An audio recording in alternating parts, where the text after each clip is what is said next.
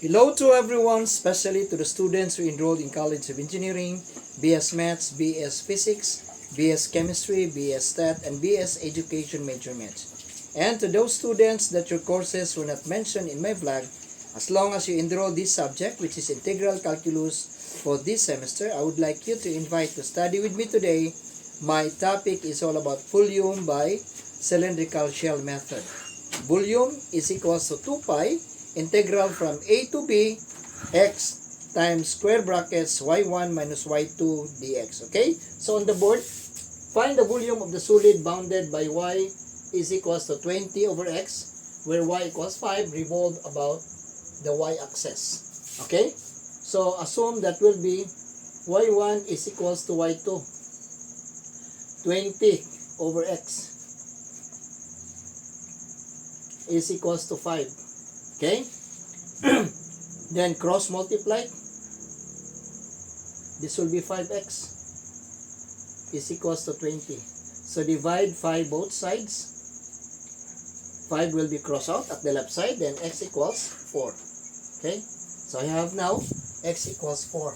Then next will be I will tabulate y equals 20 over x. Okay? So this will be y is equals to 20 over x. Find the x and y values. Okay, so I will start from 0. So when x is equals to 0, so y equals, no, undefined. So I will not start from 0, sorry, I forgot. So this will be, I will start from 1, because if number over 0, that will be undefined, so useless. So we'll just straight away go to, proceed to 1. So this will be 20 over 1, so y equals 20. Then, when x is 2, so y equals 20 over 2, y equals 10. Then, 3. When x is equals to 3, y equals 20 over 3. Then, what is 20 over 3? So, 20 divided by 3. So, this will be 6, 18, then this will be 2. So this will be equal to 6 and 2/3. In the way, estimate, this will be 6 and 2/3. Then last will be when x is 4. Y equals, when x is equals to 4, so y equals 20 over 4, so y equals 5. Then I will, allow me to erase this portion, then I will plot these points in the Cartesian coordinates. So highest is 20.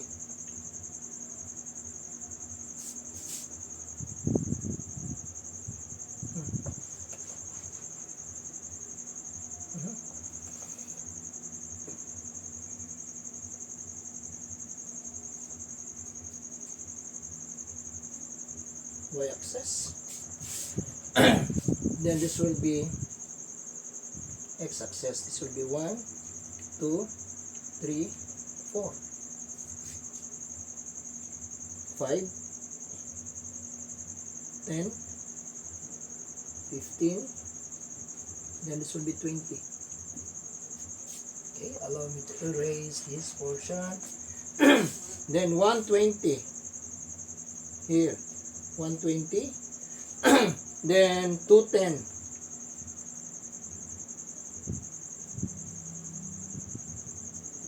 This will be 210. Then 3. 6 2/3.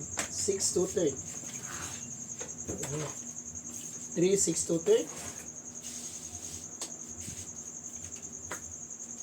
Then 4 5. 4 5. So this will be 4 5. Let's put it down here.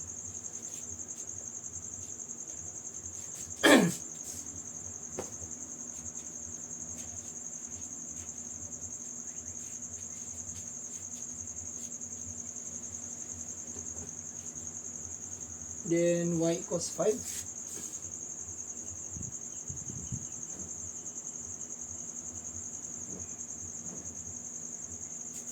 This will be y equals 5. Then this one is y equals 20 over x.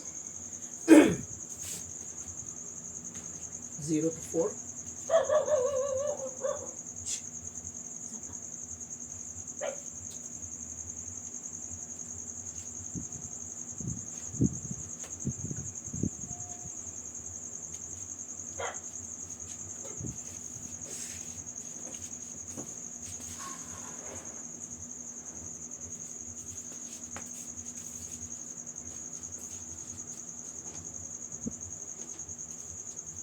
Okay, so volume is equals to 2 pi integral from 0 to 4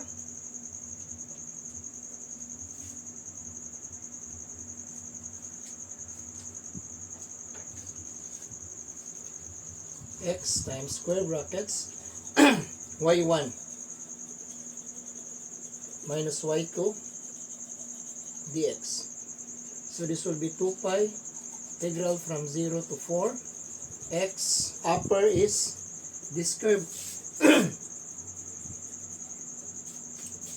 So this will be circle brackets 20 over x, then this will be minus 5,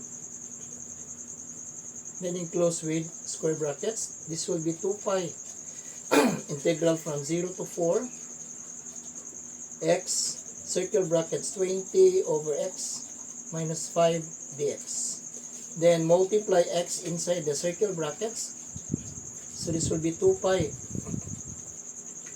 integral from 0 to 4. So this will be 20 circle brackets minus 5x. Then this will be dx. Then I will integrate.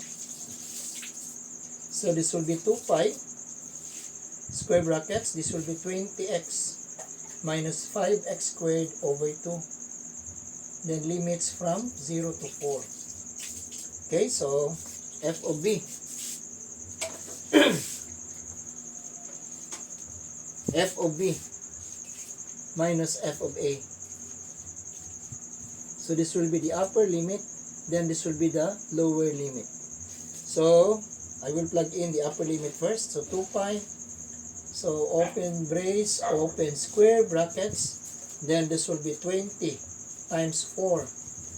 Then minus 4 squared over 2. Then enclose with square brackets, and this will be minus f of a, the lower limit. So 20 times 0. Then minus 5 times 0 squared over 2. Enclosed with square brackets, and then totally closed with brace.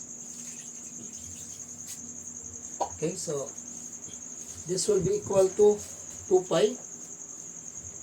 Then open brace, open square brackets.